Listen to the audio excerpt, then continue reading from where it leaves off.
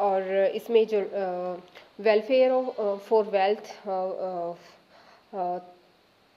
त्रिप्रथी struggle, मतलब कि यहाँ पे जो वेल्थ थी वो किस तरीके से उन्होंने गेन करी थी, तो उसमें जितने भी थे उसमें मोहम्मद महमूद गजनी जो था, महमूद गोरी जो था, उन सब के बारे में डिस्कशन यहाँ पे होगा। स्टडी ऑफ चोलास, यानी कि चोल जो इंडिया के जो साउथ जो साउथ में ये था, सदर्न स्टेट्स में है। Kingdoms, temples, agriculture and irrigation, यानी कि उनके जो किंगडम्स थे उन्होंने क्या क्या टेम्पल्स बनाए, उसमें कौन उनका जो लॉर्ड था जिसकी वो वर्शिप करते थे। एग्रीकल्चर था जो, तो उसमें किस तरीके का था प्रोडक्शन उनका, और इरिगेशंस के लिए उसने क्या किया था, ये सारी की चीज़ें। साथ में ये एडमिनिस्ट्रेशन ऑफ एम्पायर्स, मतलब कि एडमिनिस्ट्रेशन देखे उनके रूल्स कैसे थे, और क्या क्या उनमें जो मेन जो पोस्ट वगैरह थी वो उन्होंने किस को दी हुई थी। तो ये सारा डिस्कशन इस चैप्टर के अंदर हम करेंगे। So the emergence of new dynasty, जो हमारा फर्स्ट टॉपिक था कि जो न्यू डायनेस्टीज़ का जो एमरजेंस हुआ था वो किस टाइप से था, वो सारा इसमें डिस्कस होगा। सबसे ये था, initially Rashtrakutas were under the Chalukyas of Karnataka, यानी कि जो स्टार्टिंग में की जो न्यू डायनेस्टीज थी जो वो किस तरीके से रूलिंग में आई थी, वो सब है कि जो राष्ट्रकूट्स थे वो चालुक्याज के अंडर में थे। जो हमारा इंडिया में कर्नाटका जो स्टेट है उसमें चालुक्याज का रूल था। जो कर्नाटक स्टेट है उसमें चालुक्याज का रूल था, और चालुक्याज के अंडर में राष्ट्रकूटास थे। ठीक है, तो in the mid 18th century Danti Durga overthrew his Chalukyan overlord and performed a ritual called Hiranyagarbha. यानी कि देखो उस टाइम पे क्या था, सबसे पहले जो होता था, एक किंग होता था। मान लो उसका ये सारा का सारा एरिया है, उसमें किंग होता था, और किंग जो है इस पूरे एरिया को कंट्रोल करता था, और इसके लिए वो क्या करता था, छोटे छोटे जो भी एरियाज है उसके स्टेट्स है उनको डिवाइड कर देता था, और इन पे किसी ना किसी रूलर को बिठा देता था। And these all were generally called samantas. और जब धीरे धीरे इनकी जो है पावर बढ़ती जाती थी, इनके पास वेल्थ और दूसरे सारे रिसोर्सेज इनके पास में हो जाते थे, तो वो क्या करते थे, इसको ये बोल देते थे, यानी कि उस किंग को मना कर देते थे, उसकी रूलिंग को, अपने ऊपर ऑर्डर को बिल्कुल मना कर देते, डिनाई कर देते थे। सो अब वो जब जब सामंत ने उसको डिनाई कर दिया कि I am not under your rule, so तो वो एक न्यू कि एम्पायर बनाना स्टार्ट कर देते थे। उसके लिए उसको बैटल में भी जाना पड़ता था, कुछ वॉर वगैरह भी होते थे। अगर वो डिफीट हो जाता था तो वो उसके अंडर में ही रहता था या उसको निकाल दिया जाता था। अगर वो विनर होता था उसमें तो वो उसको उस एरिया से अलग हो जाता था, वो उसका कैप्चर कर लेता था एरिया। सो दंती दुर्गा था मिड 18th सेंचुरी में। तो दंती दुर्गा ने क्या किया था, चालुक्यास को ओवरथ्रू कर दिया था, यानी कि उनके रूल्स को मानने से बिल्कुल मना कर दिया था। और उसके बाद ये सब करने के बाद में एक रिचुअल, मतलब अपने को बहुत ज़्यादा फेम दिलाने के लिए कुछ रिचुअल्स वो करते थे। तो उसने एक हिरण्यगर्भा नाम का जो है जो रिचुअल था वो परफॉर्म किया था, which is also known as the golden womb. गर्भा को जो बोलते हैं तो गोल्डन वॉम्ब बोला जाता है। उसके बाद it was a ritual performed by non Kshatriyas to become Kshatriyas और रूलर। यानी कि देखो सबसे पहले जो रूलर्स जनरली होते थे वो क्षत्रियास होते थे, वो खुद को क्षत्रिय ही मानते थे। और इसके बाद में क्या हुआ था, कुछ जो रूलर थे वो जो क्षत्रिय नहीं थे, तो वो उसको किंग बनने के लिए, रूलर बनने के लिए कुछ अपने रिचुअल्स परफॉर्म करते थे। सो यही था that it was a ritual performed by non Kshatriyas to become Kshatriyas और रूलर, कि हम भी उनकी तरह रूल करने आ गए हैं। रूल जो करते हैं वो क्षत्रियास करते हैं, लेकिन हम उनकी तरह रूल कर रहे हैं। सो we have also become kshatriyas. For that we have to perform a ritual which is called Hiranyagarbha. Was it performed to be Kshatriya in order to become a ruler? और ये जनरली क्या था कि क्या सच में ही यही था कि उसको क्षत्रिय थे वही उसको परफॉर्म करते थे? तो ये चीज़ है। जो नेक्स्ट है man from enterprising family Vaishyas also become rulers, यानी कि दूसरी जो फैमिलीज थी उनसे भी बहुत सारे रूलर्स बने थे। यही नहीं है कि सिर्फ क्षत्रियाज के ही रूलिंग में थे, बट दूसरे भी थे, आए थे। जैसे वेश्याज का है, इसमें एग्जाम्पल दिया है। मैन फ्रॉम जो बहुत बड़ी बड़ी फैमिलीज थी उनसे भी जैसे वेश्याज हैं।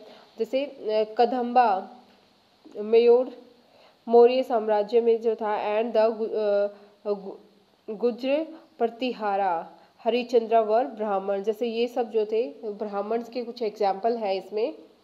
But gave up their traditional profession and to arm, और जैसे कि उनका जो ट्रेडिशनल परफॉर्मेंस जो होता है ब्राह्मण्स का, वो क्या होता है, यही कि पूजा पाठ करना, वर्शिप करना, और रूलर को उसके लिए गाइड करना, टू हाउ टू रूल, और एजुकेशन करना, देना, वो सब होता है। बट उसमें जो है उन्होंने उस चीज़ को छोड़ के क्या कर दिया था, रूलिंग का प्रोफेशन कर लिया था। Established kingdoms in Karnataka and Rajasthan respectively, और उन्होंने क्या किया था, किसी ने कर्नाटका में, किसी ने राजस्थान में वो अपना रूलिंग स्टार्ट कर दिया था। जैसे इसमें मौर्य शर्मा ने जो किया था, उसने किया था कर्नाटका में, और दूसरा हरिश्चंद्रा ने क्या किया था, राजस्थान में। तो इन दोनों के किंगडम्स के एग्जाम्पल है। जो कादम्बा का जो रूलिंग एरिया था वो कर्नाटका था, और राजस्थान में कौन था, गुज्जर प्रतिहारा में हरिश्चंद्र। नेक्स्ट इज, अब इनमें जैसे कि यही एग्जाम्पल दिया हुआ है। जैसे कादम्बा का जो ये एरिया था वो कर्नाटका में ईस्ट जगह पे था, और जो गुज्जर प्रतिहारा का था वो यहाँ पे था, यानी कि सेंट्रल इंडिया में जो था वो गुज्जर प्रतिहाराज ने उस पर रूल किया था। अब है एडमिनिस्ट्रेशन इन द किंगडम्स, यानी कि किस तरीके से एडमिनिस्ट्रेशन उनमें होता था, वो सब था कि एक्चुअल में जितना शो ऑफ वो करते थे कि how much powerful we are, that was not really truth, or sometimes we have some illusions also about them. जैसे कि king should many kings adopted high sounding titles, तो बहुत सारे किंग्स या रूलर्स क्या थे, खुद को बहुत ज़्यादा फेम देने के लिए या फिर शो ऑफ करने के लिए, that how much powerful we are, तो वो बहुत बड़े बड़े नेम रख लेते थे, अपने बहुत बड़े बड़े टाइटल्स ले लेते थे।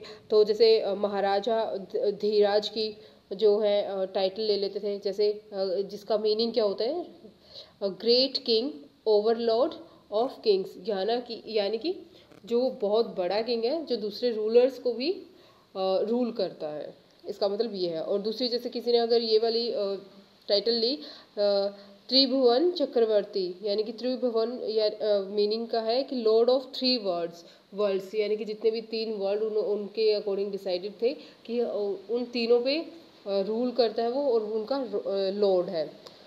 सो नेक्स्ट है, इनके अलावा वो क्या करते थे, inspired this they share power with their samantas, peasants, traders and Brahmanas. अब पूरा एक पूरे के पूरे एरिया में एक किंग ही रूल कर सकता है, दैट्स नॉट पॉसिबल। उसको क्या करना था कि अपने जितने भी काम थे उनको डिस्ट्रीब्यूट करना था। सो जैसे सामंताज थे, सामंताज में वो क्या करता था, जिस भी एरिया में उसने एक सामंत बना दिया, उसने उसकी लॉ एंड ऑर्डर को वो उस पर देखेगा, रिवेन्यू कलेक्शन है वो भी उसको देखेगा। सो पीजेंट्स का क्या काम था, पीजेंट्स वहाँ पे क्रॉप प्रोडक्शन, एग्रीकल्चर का जो भी काम है वो करेंगे, और साथ में जितना भी उनसे रिवेन्यू लेना है वो रिवेन्यू उसको टाइमली देंगे। ट्रेडर्स ऑफकोर्स ट्रेड का काम जो था वो ट्रेडर्स करेंगे, और ब्राह्मण जो टीचिंग थी और गाइड करना था, which rules should be followed और शुड बी फाउंडेड। सो वो सारे के सारे जो ब्राह्मण हैं गाइड करते थे रूलर्स को फॉर इफ़ेक्टिव एडमिनिस्ट्रेशन। सो ये सारे के सारे उसको इफ़ेक्टिव एडमिनिस्ट्रेशन में हेल्प करते थे। बट हाउ, यानी कि in which way they help the ruler to administrate in a effective way. So thing is, administration in kingdom, how it was, resources were obtained from the producers, यानी कि बहुत सारे resources थे वो producers से gain किए जाते थे। पीजेंट्स, कैटल कीपर्स, आर्टिशियंस, यानी कि कैसे करते थे, पीजेंट्स से क्या जो रिसोर्सेज जिनसे मिलते थे वो थे पीजेंट्स दे कैटल कीपर्स और आर्टिशियंस। उनसे क्या क्या मिलता था? They were compelled to standard a part of what they produce as tax. Means जितने ये जो भी काम करते थे, पीजेंट्स क्या आते हैं, एग्रीकल्चर करते हैं, क्रॉप प्रोडक्शन करते हैं। सो वो उनका जितना भी पार्ट होता था उसमें से कुछ पार्ट उनको किंग को एज अ टैक्स देना पड़ता था। कैटल कीपर्स, उनके पास में क्या होता है? फूड, जो मिल्क है, मिल्क प्रोडक्ट्स होते हैं, वो सब होता है। मीट वगैरह होता है जो कैटल से उसको मिलता है। स्किन वगैरह होती है कैटल्स की, जैसे तो वो जैसे लेदर का जो काम होता है वो सारा, तो वो देते थे। आर्टिशियंस किंग के लिए कुछ बना देते थे फॉर, जैसे पेंटिंग्स अगर उनको बनवानी है या फिर टेम्पल वगैरह बनवाते थे। तो उस टाइम पे जो रूलर्स है बहुत बड़े बड़े टेम्पल्स बनाते थे। तो वो सारी भी आर्टिशियंस जब किंग बनवाता था तो उसमें पार्टिसिपेट करते थे, और वो एज अ टैक्स में अपनी सर्विस के थ्रू उनको एज अ टैक्स देते थे। और इस तरीके से दूसरा क्या था? रिसोर्सेज क्या थे? These resources were used to finance the king's establishment, construction of temples and forts. यानी कि इन जो रिसोर्सेज का यूज़ किया जाता था वो इसलिए यूज़ किया जाता था, टाइम टू टाइम जो किंग था, एक तो उसको अपनी जैसे सोल्जर्स रखने होते थे तो उनको भी पे करना होता था। प्लस में दूसरे जो रूल रेगुलेशन जो बनाए हुए थे उनको भी मेंटेन करने के लिए पैसा होता था, खुद के लिए भी यूज़ करना होता था उसे। और प्लस में जो उस टाइम पे बहुत ज़्यादा टेम्पल्स है, मोन्यूमेंट्स हैं जो बनाए हुए हैं, उनमें भी तो पैसा खर्च होता था, तो उनके लिए they were also use to fight wars, और ऑफकोर्स उनको वॉर भी करना होता था। तो इस तरीके से उनको काफ़ी जो है ज़रूरत पड़ती थी पैसे की, वो सारी चीज़ें। Function of revenue collection was generally done by functionaries from influential families. यानी कि जो ये फंक्शन किया जाता है, यानी कि रिवेन्यू कलेक्शन जो किया जाता था वो उन्हीं फैमिलीज से किया जाता था। वही लोग करते थे, जैसे सामंताज है, किसी एरिया में किसी सामंत को उन्होंने अपॉइंट किया है, then he have to collect the revenue, and after that Samanta, his son और brother will collect the revenue. Means एक ऐसा हेरिडेटरी उसने जो पोस्ट बना दी थी उस टाइम पे जनरली, तो जो वो करते थे, as it has explained position were often hereditary, यानी कि हेरिडेटरी उनकी पोजीशन थी।